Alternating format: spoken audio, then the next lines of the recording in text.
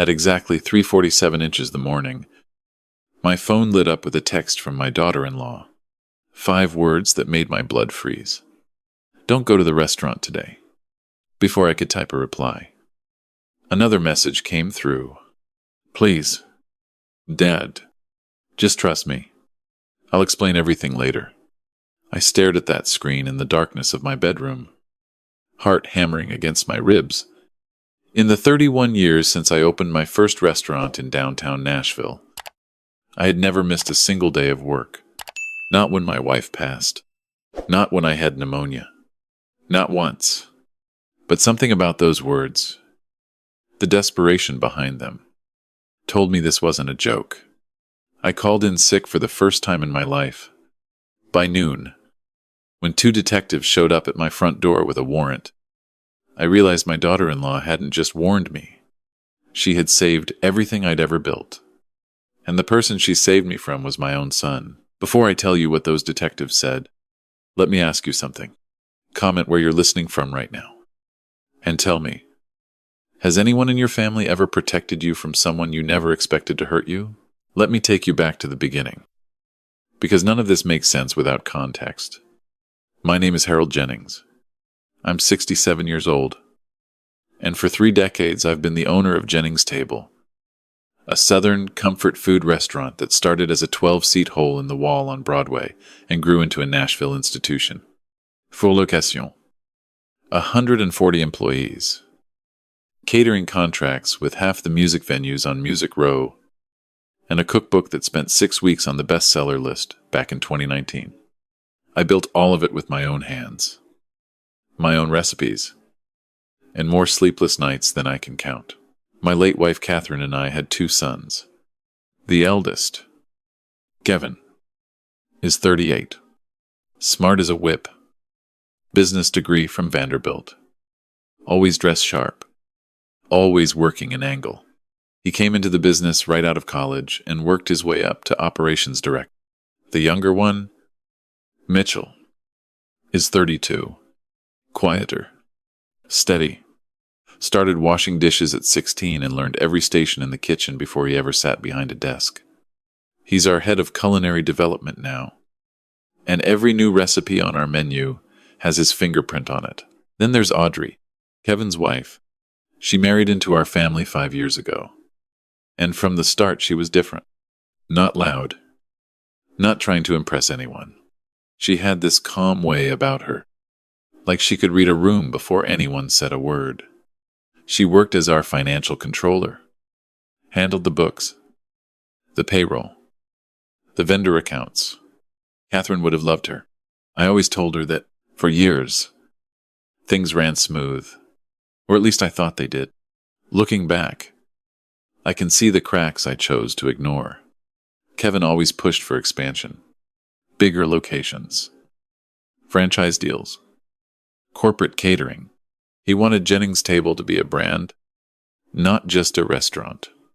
And I'll be honest, some of his ideas were good, but he had a habit of cutting corners to get there faster. Cheaper ingredients here, reduced staff there. I'd push back, and he'd smile that polished smile and say, "Dad, you gotta think bigger." Mitchell never argued. He just cooked. He perfected recipes, trained new chefs, visited local farms to source better produce. He didn't care about the business side. He cared about the food, and maybe that's where the trouble started. Because I respected that. I promoted Mitchell to a leadership role in the kitchen, gave him creative control over the menu, and publicly credited him in interviews. I didn't realize how that looked to Kevin until it was too late. The night before everything fell apart, I went to bed early. Tired bones. A long week. Our flagship location was preparing for the annual Nashville Food Festival, our biggest revenue event of the year. 1,200 guests over 3 days. Live cooking demonstrations. VIP tastings. I'd been planning it for months. Then came Audrey's text at 3:47 a.m. After reading her messages 3 times, I did something I never do. I trusted without understanding. I called my sous chef, Ramon, and told him I was feeling dizzy, maybe a stomach bug, and asked him to handle the morning prep. Ramon didn't question it. He'd been with me for 22 years. I sat in my kitchen as the sun came up over the Cumberland River, watching light creep across the countertop where Catherine and I used to share coffee every morning. My mind kept circling. Why would Audrey text me at 4 in the morning? What was Kevin planning? I didn't have to wait long for the first clue. Adopt, cincis prezeche. Kevin's silver Audi pulled into my driveway. I watched from the window as he stepped out, adjusting his sport coat, checking his phone.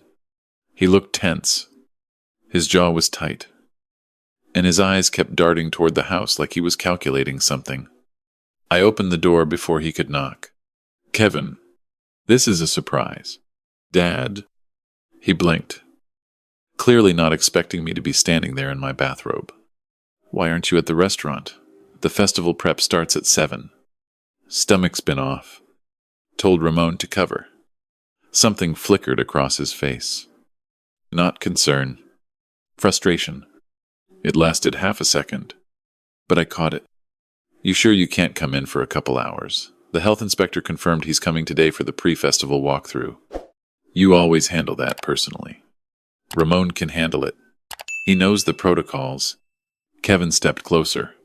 Dad, this is the food festival. Our biggest event. You've never missed prep day. There's a first time for everything. So, he stood there on my porch, and I watched his hands. They were fidgeting with his car keys, spinning them around his index finger the way he used to do as a teenager when he was nervous about something. All right, he said, forcing a smile. Feel better. I'll take care of everything. That phrase, I'll take care of everything. It settled in my stomach like a stone. I watched from the window as he got back in his car, but he didn't leave. He sat there for a good 5 minutes, phone pressed to his ear, gesturing sharply with his free hand. Even from inside, I could see the agitation in his body. This was not a man calling to wish someone good morning. When he finally drove away, my hands were shaking. Atunci prezeche patruzeci. My phone rang. The caller ID said Jennings Table flagship. Mr. Jennings. It was Ramon's voice, but I barely recognized it. He sounded like he was underwater. You need to get down here right now. The health department shut us down. The room tilted. What shut us down for what? They found contaminated ingredients in our walk-in cooler. Expired meat. Mislabeled products. Cleaning chemicals stored next to food items. It's bad. Mr. Jennings. Real bad. They're saying we could have poisoned 1,200 people this weekend. I was already grabbing my keys. That's impossible. I inspected that cooler myself last Tuesday. There's more. A reporter from Channel 4 was here before the inspector even arrived. Like she knew it was coming. She's broadcasting live right now. They're calling it a public health scandal. The 15-minute drive to Broadway felt like an hour. When I pulled into the back lot, the scene was chaos. A health department van blocked the service entrance. Yellow tape stretched across our front door. 2 news vans with satellite dishes sprouted from the curb. A crowd had gathered on the sidewalk. Phones out. Recording. I pushed through and found a woman in a health department jacket standing in my kitchen, clipboard in hand, photographing everything. Mr. Jennings. She looked up with the detached professionalism of someone about to deliver very bad news. I'm Dr. Patricia Cole, Davidson County Health Department. We found multiple critical violations in your facility. That's not possible. We have a perfect record. 23 consecutive years. No violation. She handed me a printed report. The violations were extensive. Expired ground beef stored at improper temperatures. Unlabeled containers of chemical cleaner on shelving next to produce. Rodent droppings near the dry storage area, which I knew for a fact had been spotless 6 days ago because I cleaned it myself. Mr. Jennings. were also in possession of internal documents, suggesting you were aware of supply chain issues and chose to proceed with the festival regardless to avoid financial losses. What documents? She showed me printed emails from my account to our primary meat supplier, asking them to deliver older stock at a discount. My signature at the bottom of purchase orders I had never seen. A memo on company letterhead, supposedly written by me, instructing staff to prioritize cost efficiency over compliance during festival preparation. I had never written any of it. This is fabricated, I said, my voice cracking. Someone planted these. Doctor. Cole's expression didn't change. Mr. Jennings. These documents were found in your office filing cabinet and on your company email server. We've already referred this matter to the police. Outside, the Channel 4 reporter was interviewing a woman I recognized as a regular customer. The headline on the screen behind them read, Nashville restaurant icon, under investigation for endangering public health. In 40 minutes, my 31-year reputation had been gutted. Ramon found me standing in the alley behind the restaurant, staring at the dumpster without seeing it. Mr.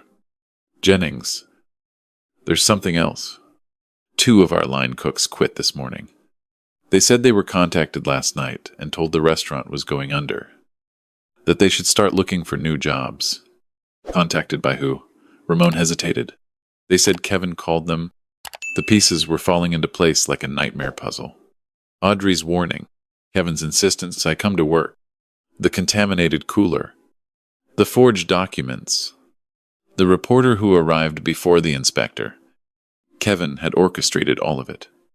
He wanted me at the restaurant when the inspector arrived, so I'd be caught standing in the middle of the evidence, looking guilty, unable to deny anything in real time. But I wasn't there, and that had thrown off his entire plan. Betrayal. 2 detectives were at my home. Detective Maria Santos and her partner, Detective Brian Holt. They were polite but serious. Mr. Jennings, we have evidence suggesting you knowingly served contaminated food products and falsified health and safety records. Detectives, every piece of evidence you have was planted. I can prove I wasn't involved. Detective Santos raised an eyebrow. That's a significant claim. Who would go to this length to frame you? Before I could answer, I heard a car door slam outside. Footsteps on the porch. The doorbell rang. Audrey stood in the doorway, hair pulled back, dark circles under her eyes, clutching a laptop bag against her chest like a shield. She looked like she hadn't slept in days. Detectives, she said, stepping inside without waiting for an invitation. I'm Audrey Jennings, financial controller for Jennings Table. Before you go any further with this investigation, you need to see what I have. Detective Santos frowned. Ma'am, this is an active investigation. I know exactly what it is, Audrey said, and her voice carried a steadiness that surprised even me, because my husband planned it. The room went silent. Audrey set her laptop on my dining table and opened it. I'm the person who manages every financial transaction for this company. Every purchase order, every vendor payment, every email that goes through our system. I have access to server logs, IP tracking, and transaction timestamps that your evidence doesn't account for. She pulled up a spreadsheet. These purchase orders for expired meat products were processed last Wednesday at 9:22 p.m. Harold was at the Grand Ole Opry that evening for a charity dinner. I have photos, ticket stubs, and social media posts from 3 different attendees confirming his presence. Detective Holt leaned in. Go on. The emails supposedly sent from Harold's account originated from an IP address registered to a co-working space on West End Avenue. Harold has never set foot in that building, but Kevin rents a desk there. Here's his membership agreement. She opened another file. The chemical containers found in the cooler were purchased through a new vendor account created 12 days ago. The account was set up using Harold's name but linked to a bank routing number that traces to Kevin's personal checking account. Detective Santos studied the screen. "You're saying your own husband did this?" Audrey's voice broke for the first time. Just barely. Just a crack in the wall she'd built to get through this moment. "I'm saying the financial records tell a story that's very different from the one you've been presented." She reached into her bag and pulled out a USB drive. "This contains server logs, transaction records, IP traces, and something else. 3 weeks ago, Kevin made a cash payment of $35,000 to our former sous chef, Danny Watts. Danny was let go last year for repeated health code violations. Kevin hired him back unofficially to contaminate the walk-in cooler the night before the inspection." Detective Santos took the USB drive carefully. "How did you obtain all this?" "I'm the financial controller. I review every transaction. When I noticed the unauthorized vendor account 12 days ago, I started digging. Then 3 nights ago, I overheard Kevin on the phone in our garage. He thought I was asleep. He was giving someone specific instructions about which chemicals to place where in the cooler and exactly what time the anonymous tip to the health department should be called in." She closed the laptop and looked directly at Detective Santos. "I didn't know the full scope until last night. I only knew enough to warn Harold not to go to the restaurant. I texted him because I was terrified. I still am. I looked at this woman, my son's wife, sitting at my dining table, hands trembling, sacrificing her marriage and her life, as she knew it to protect a man she'd only known for 5 years. And I thought of Catherine, and how she would have held Audrey's hands and told her she was brave. Thank you, I whispered. It was all I could manage. Within 2 hours, Detective Santos had obtained a warrant for Danny Watts. They found him at his apartment on Dickerson Pike, packing a bag. He didn't even try to run. When they sat him down at the station, he folded almost immediately. "Kevin Crawford paid me 35 grand. Danny said, using Kevin's middle name as his surname out of habit. He caught himself. "Kevin Jennings. He approached me a month ago. Said his father was about to sell the restaurant chain and lay off the whole staff. Said if I helped him prove his dad was cutting corners on safety, he'd make sure I got my job back with a raise once he took over." "What exactly did he ask you to do?" "Switch out fresh stock with expired product. Move some cleaning supplies into the food storage area. Make it look like the cooler had been neglected for weeks. He gave me a key to the service entrance and told me to do it Tuesday night after closing. And the documents, the emails and purchase orders." Danny shook his head. "That wasn't me. Kevin handled all that himself. He bragged about it. Said he had copies of his dad's signature and knew the email passwords. Said it would take 30 minutes to create a paper trail that would hold up for weeks." Detective Santos placed a recorder on the table. "Danny, do you have any communications from Kevin texts? Voicemails? Anything?" He pulled out his phone with shaking hands. "Everything. He texted me step-by-step instructions. Even sent a diagram of the cooler showing exactly where to place each item." At 6:15 that evening, an unmarked police car pulled up to Kevin's townhouse in the Gulch. Through the front windows, officers could see movement. Kevin was inside, pacing, phone to his ear. When Detective Santos knocked, it took him almost a full minute to open the door. He was still wearing his sport coat from that morning, but the composure was gone. His hair was disheveled, his tie loosened, and I could see from where I stood on the sidewalk that his hands were shaking. "Kevin Jennings, you're under arrest for conspiracy to commit fraud, tampering with food products, and filing false health department reports. This is insane." Kevin's voice was high and tight. "I'm the operations director. I was trying to keep the business running while my father was homesick." Detective Santos read him his rights while her partner secured the handcuffs. As they led him to the car, Kevin's eyes found me standing 20 feet away. I had insisted on being there. Detective Santos had advised against it. "I came anyway." "Dad?" Kevin's voice shifted, softer now, almost pleading. "You don't understand. Then help me understand.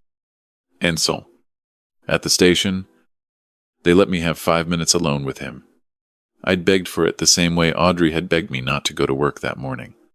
Sometimes begging is all we have left. Kevin sat across from me at that metal table, wrists cuffed in front of him. And for the first time in years, he wasn't performing. The polish was gone. The sales pitch was gone. What remained was a 38-year-old man who looked like a boy who'd been caught doing something he couldn't take back.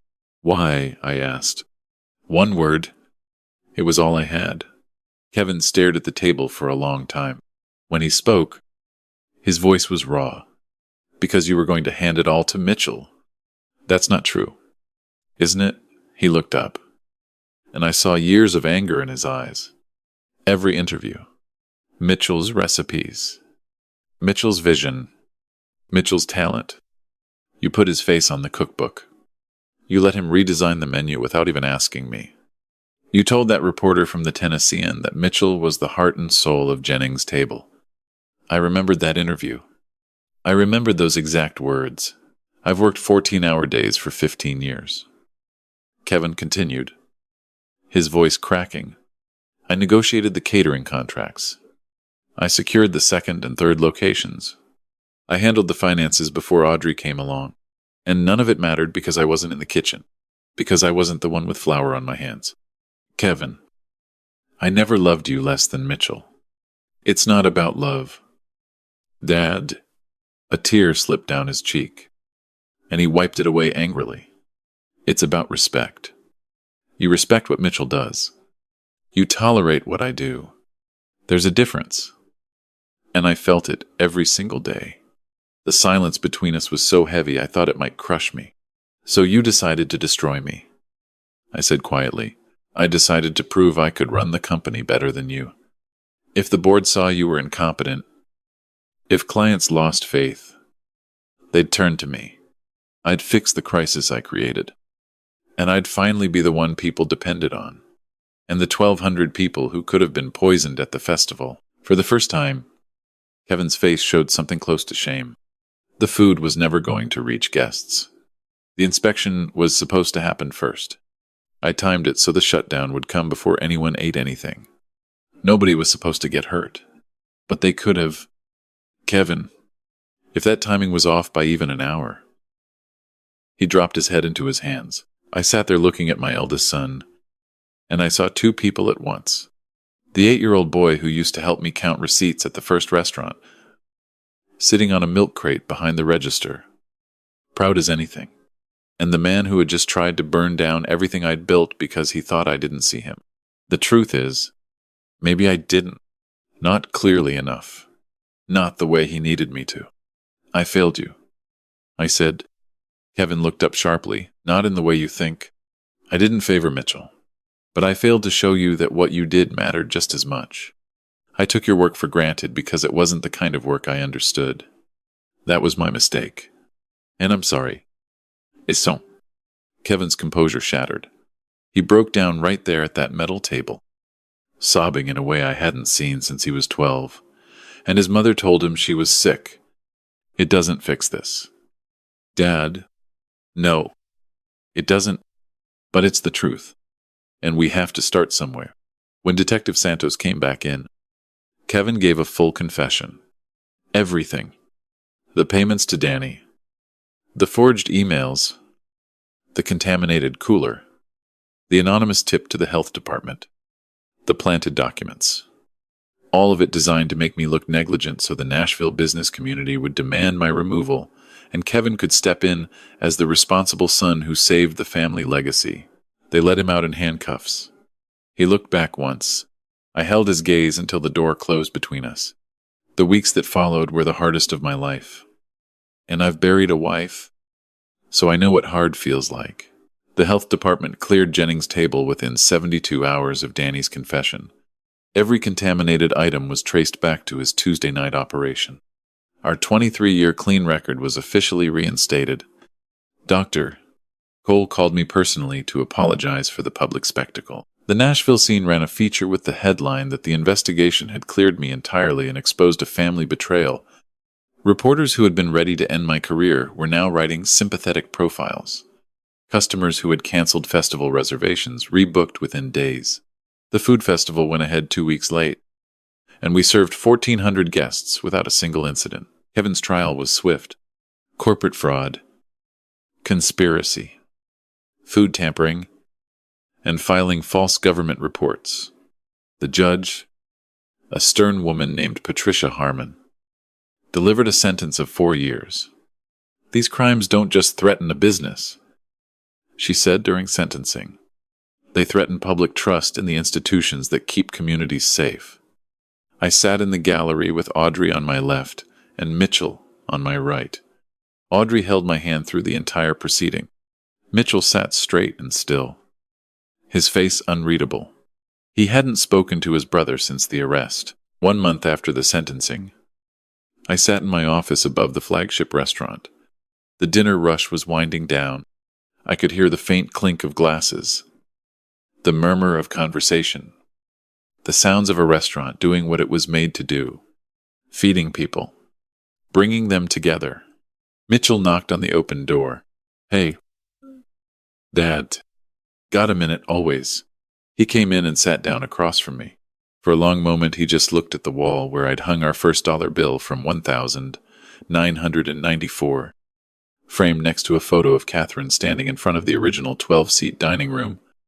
"I keep thinking about what Kevin said, about me getting all the credit." "Mitchell." "No. Let me finish." He leaned forward. He wasn't completely wrong. You did put my face on things. You did talk about the food more than the business. And I let you because it felt good. I never once stopped to think about how Kevin heard those interviews. I didn't have a response for that. Because he was right. I'm not excusing what he did, Mitchell said carefully. But I'm saying we all had a part in this. Ava May. The next morning, I called our family attorney, Bill Dawson, and restructured the company ownership. Mitchell received 35%. Audrey, who had earned it in ways no contract could capture, received 25%. I kept 40 as chairman. When I told Audrey about her share, she cried, standing right there in my office. This composed, steady woman who had held it together through weeks of chaos finally let go. "Harold, I don't deserve this. I was married to the person who did this to you. You were married to my son." I said, "But when it counted, you chose this family over your own comfort. Catherine would have been proud of you. I know I am." Audrey had filed for divorce 2 weeks after Kevin's arrest. She moved into a small apartment near Centennial Park. She still comes to Sunday dinner every week. She is family. End of discussion. As for Kevin, he's serving his time at a correctional facility in Morgan County. His lawyer told me he's been quiet, cooperative, keeping to himself. I've written him 4 letters. He hasn't responded to any of them. But I'll keep writing, because that's what fathers do. We keep showing up, even when the door stays closed. Sometimes I sit on my back porch in the evening, watching the sunset behind the Nashville skyline, and I think about that text at 3:47 inches the morning. 5 words on a phone screen. Don't go to the restaurant today. Audrey didn't have to send that message. She could have stayed quiet, let things unfold, protected her own marriage.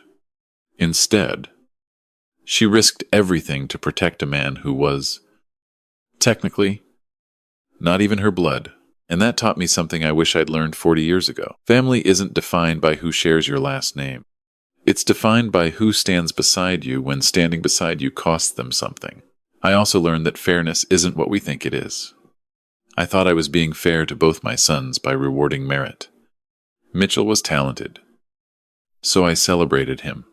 Kevin was capable, so I relied on him. But relying on someone and celebrating them are 2 very different things.